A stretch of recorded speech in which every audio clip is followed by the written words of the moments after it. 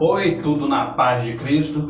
Olha o que está escrito em Jeremias, capítulo 13, versículo 23. Como podemos fazer o bem se a nossa natureza nos ensina a fazer o mal? Antes de mais nada, eu quero te dizer o seguinte: todos nós precisamos viver com nossas próprias escolhas. Saiba disso. Então, por causa dessas escolhas, boas ou más, existem alguns tipos de pessoas.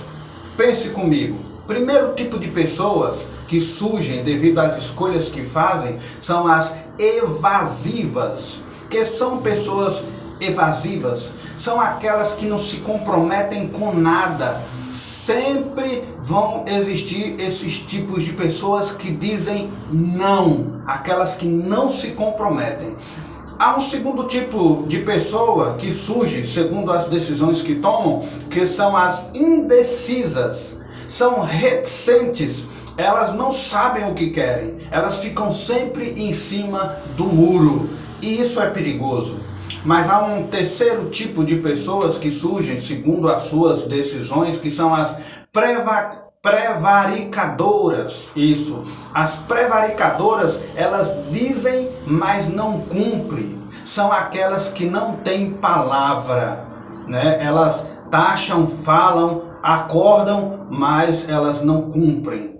São as prevaricadoras. Mas tem também uma quarta linha de pessoas segundo suas decisões, que são as comprometidas. Estas sim assumem de fato suas decisões, elas cumprem, elas tomam a frente, elas abraçam causas. Sendo assim, querido, dá para a gente perceber o que Jeremias quis dizer. Ele entre linhas, quis nos fazer entender que o pecado nos deixou com uma depravação moral. O que significa depravação moral? É o que Jeremias está tentando nos dizer nesse versículo que nós lemos. Depravação moral é a corrupção moral da natureza humana, natureza pecaminosa, natural, não regenerada. Depravação é o oposto do que a lei de Deus requer de nós.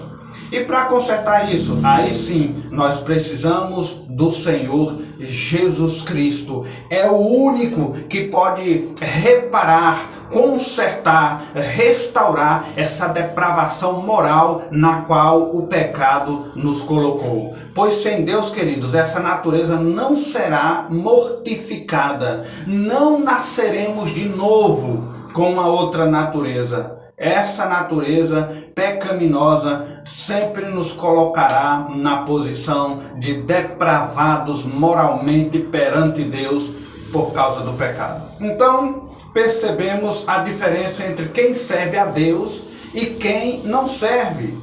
Aí, quando você for folhear a Bíblia e ler e destacar ali algumas pessoas, você vai entender melhor o que Jeremias está tentando nos exortar. Por exemplo, Caim e Abel, ambos filhos do mesmo pai. Um escolheu Deus, o outro escolheu o crime. Abraão e Ló, ambos peregrinos em Canaã. Um escolheu Deus, né, e o outro escolheu Sodoma.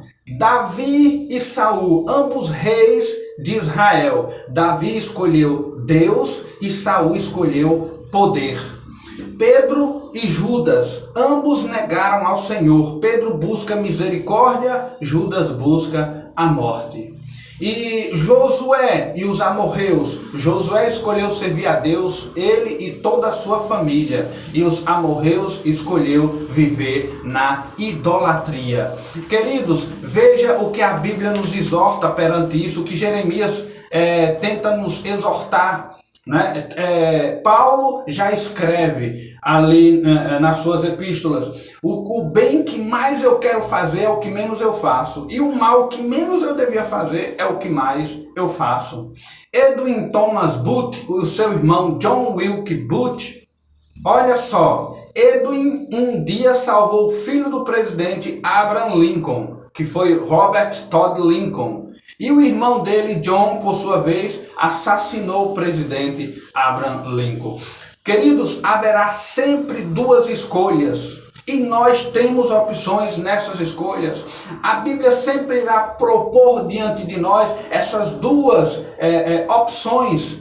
Haverá sempre elas. A porta larga e a estreita, Mateus 7,13. O caminho espaçoso e o apertado. A grande multidão e a pequena multidão. Podemos construir sobre a rocha ou sobre a areia. Podemos servir a Deus ou às riquezas. Podemos somar com os bodes ou com as ovelhas. Cada estágio da história, Deus permite que façamos nossas próprias opções. Sendo assim, de acordo com Deus, podemos fazer nossas escolhas.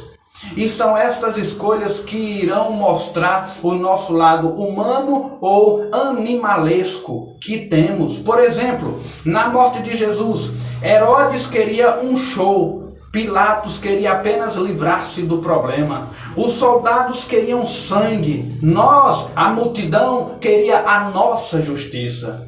Jesus trocou sua coroa celestial pela coroa de espinho e amor por cada um de nós. O que você tem trocado por Jesus? Quais escolhas você tem feito na sua vida a despeito de Jesus? De que lado você está? Ou de que lado você vai ficar? Eu quero deixar essas palavras para você refletir, né? Há sempre duas escolhas. Qual você vai escolher? De que lado você vai ficar? Que Deus trabalhe isso na sua mente, no seu coração, e que você tome uma sábia decisão na sua vida. Deus te abençoe, em nome de Jesus.